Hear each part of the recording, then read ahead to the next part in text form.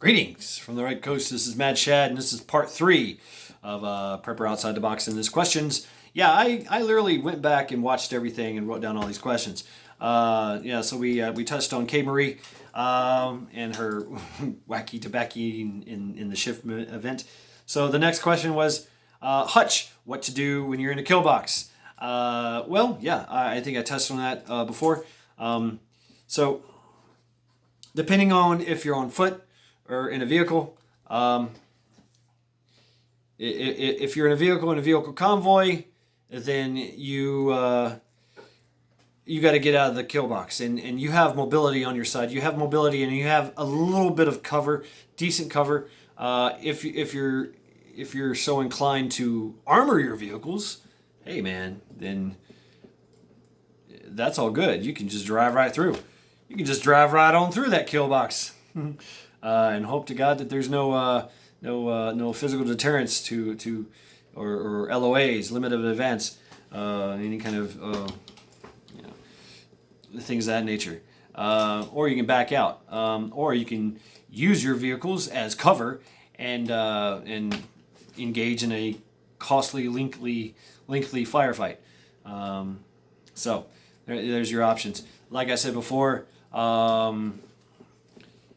If you're in the kill box of a hasty ambush that's upon you, if they're covered and concealed, and there's no way, and they got you maybe say in an L shape ambush. I think Josh has touched on that. L shapes. That's the most lethal of the ambushes. Basically, you're taking fire from one side and this side, and you're getting lit up. You're in the box. Okay, and this is one element shooting at you, and this is another element shooting at you. So you only have two ways to go that are not shooting at you. So, but what do? If you go that way, you're going to get shot in the back. If you go that way, you're going to get shot in the back. So, go that way or that way.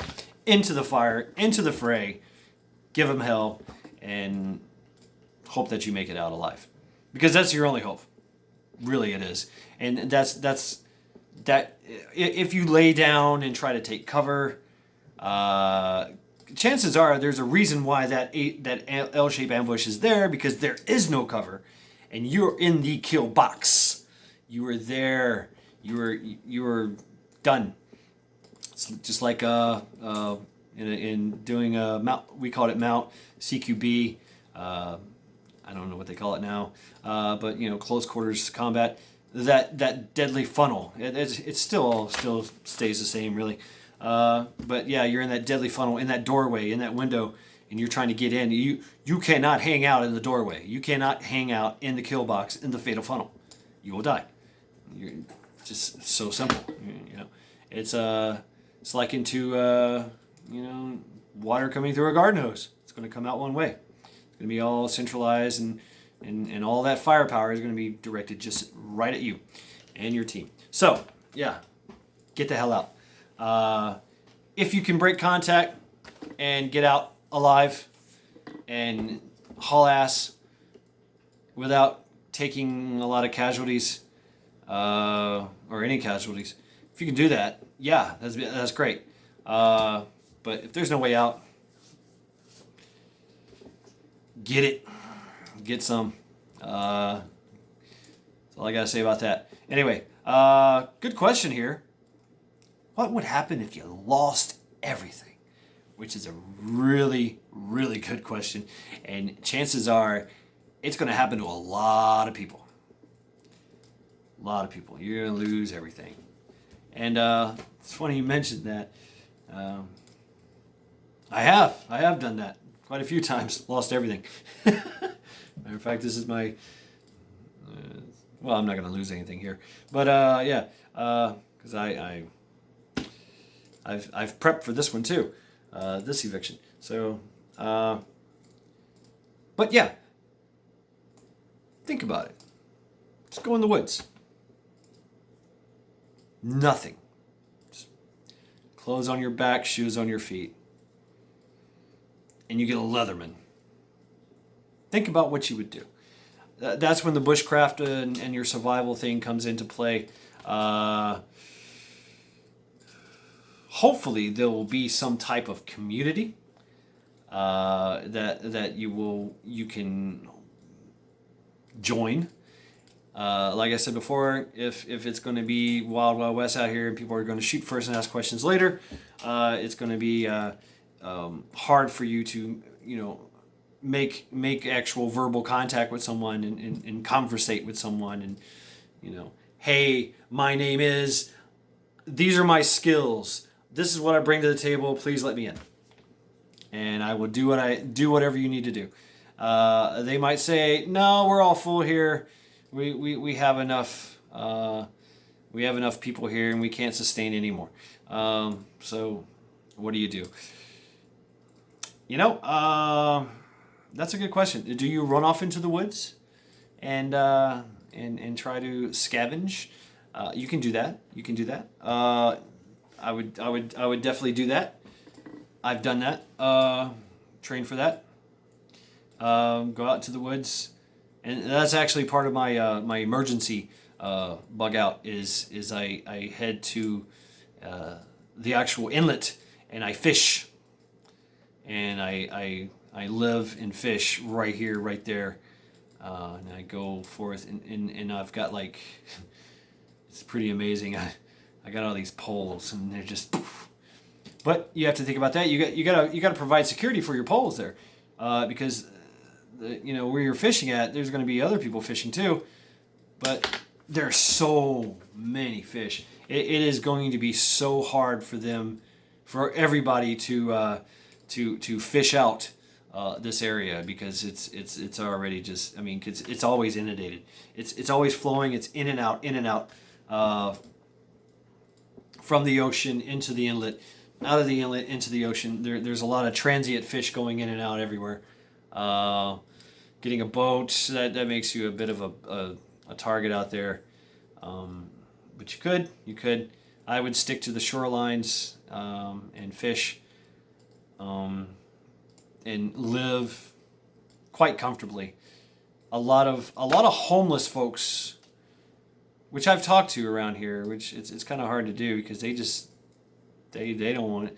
It's real easy for people to just step out of society and say fuck you, and walk away into the swamp, into the shoreline, and they basically just do what they want. They eat well. You'll see them every now and then coming in for they got a bad tooth, or they cut themselves really bad and they need some help. I've had to help a few of them get help. Working late at night on the roads here, you kind of become a first responder, a unofficial first responder, because the things you roll up on, you're like, fuck, drunks and wrecks and people just passed out and hurt. It's crazy. It's crazy out there at night. It's a different world. But anyway, I digress on that. Yeah, what would you do if you had nothing? That's a good question. And that's what I would do. And I would seek out help. I mean, because I could live out there, and I did it. I've eaten everything out there just to do it, just to see how you could do it. And a lot of people taught me along the way, and we all had fun doing it. A lot of our friends of ours. So yeah, it's pretty fun.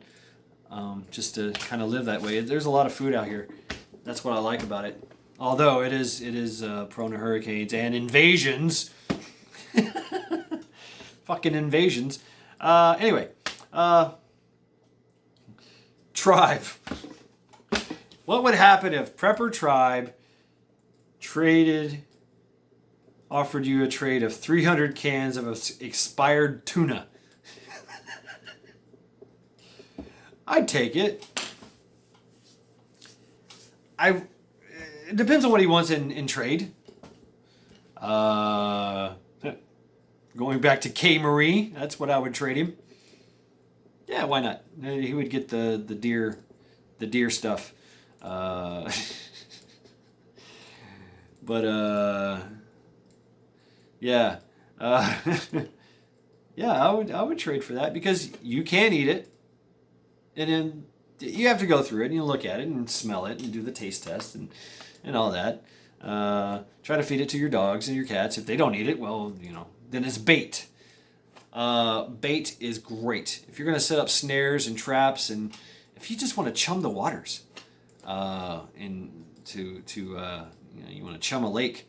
I don't know if you guys remember the fish trap thing I did. Funny thing about that, when I went back after it was dismantled, there were catfish. Just you could see them. Just they were rolling on the top of the water. They were just they were loving it. So I threw some peanut butter and some kibble in there. So they were just, that smell brought them right in. Catfish, and these catfish are huge. They just sit at the bottom and eat until something good comes along. So yeah. Anyway, yeah, I would trade. Absolutely, I would absolutely trade with Prepper Tribe. All right. How bad? Here's the next question. How bad does it have to get before you eat your pets? Never.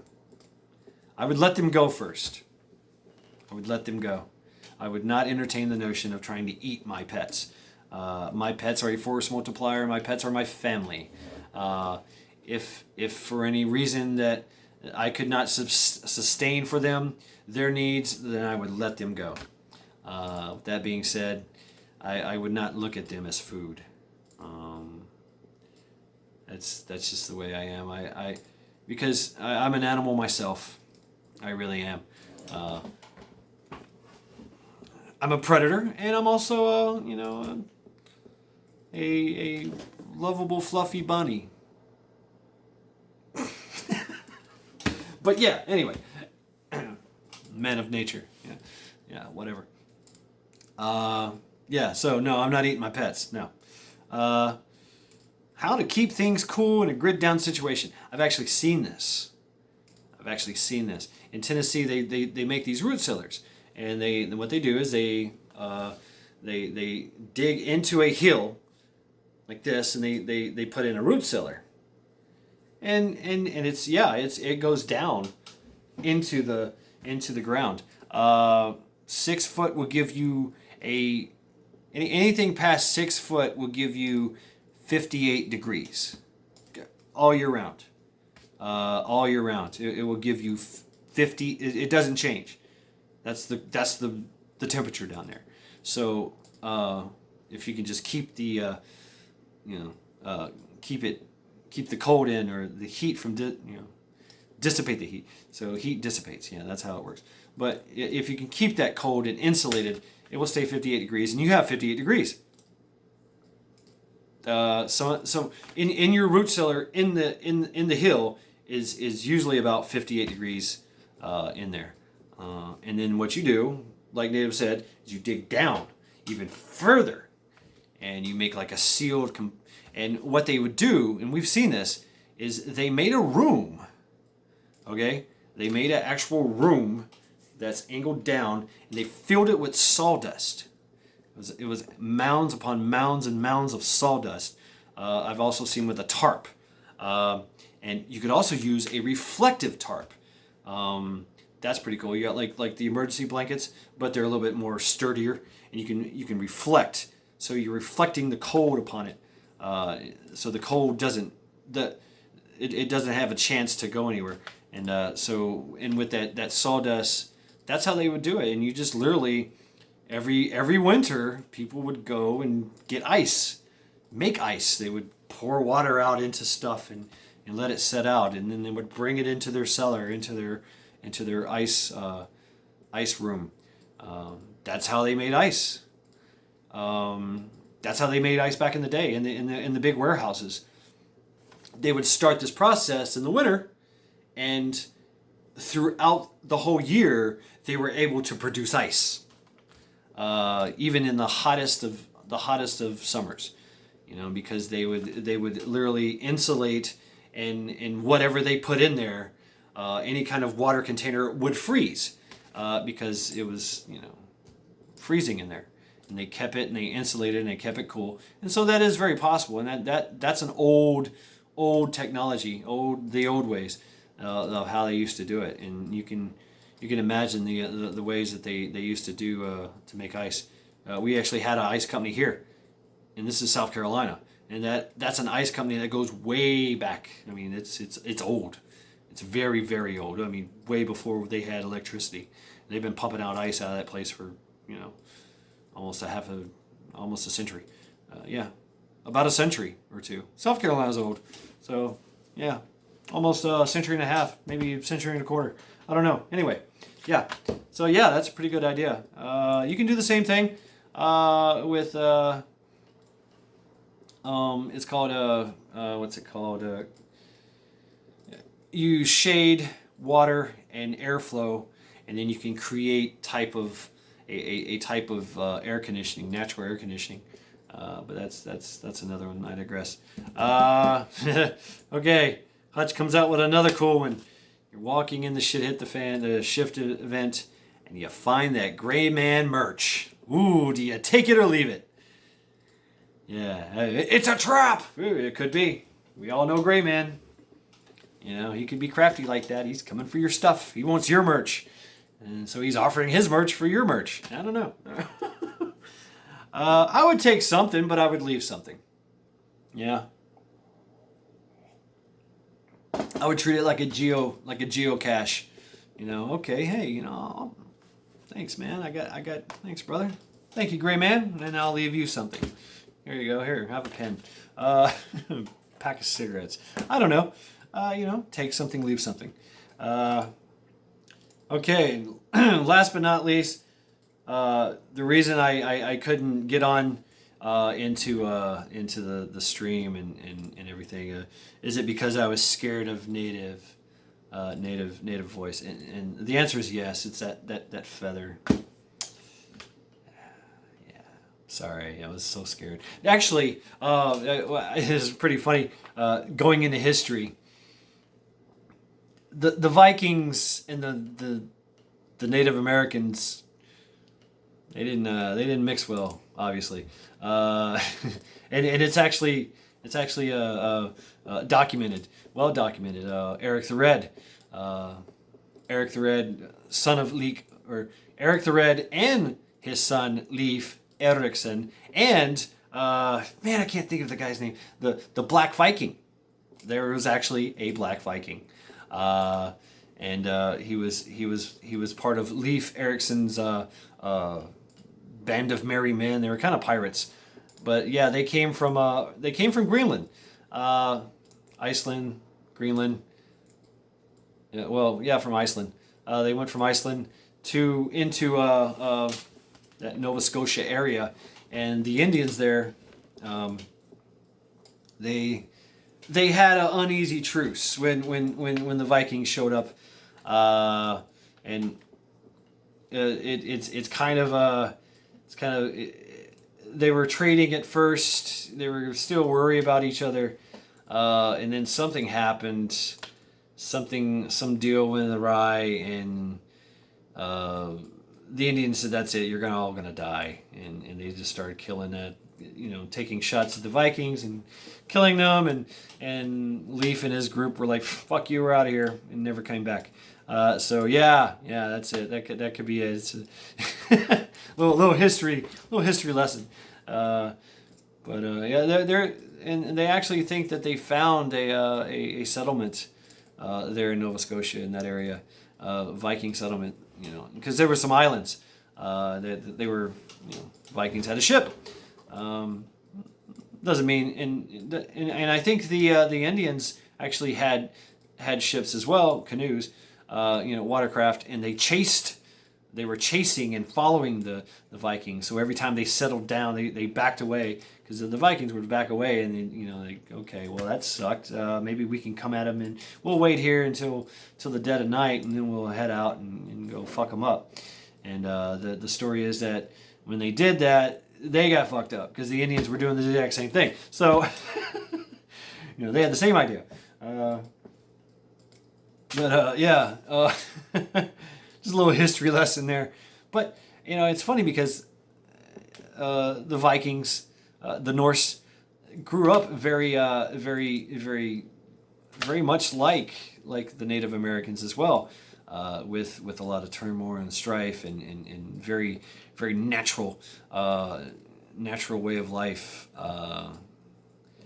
But they evolved into something bigger and crazier. But I mean, very smart. They did actually advantage their area. But yeah, that concludes all the questions from Prepper Outside the Box that I could pull from the live. Looking back, so once again, I really thought I could I don't know. Sometimes we just don't have good Wi-Fi here. Oh yeah, and I heard that comment. Yeah, we were getting. Yeah, maybe I am getting invaded right now. I don't know. Haven't heard anything. So leave it at that. Hope this has been fun. It's been quite fun for me. This is Mad Shad signing off.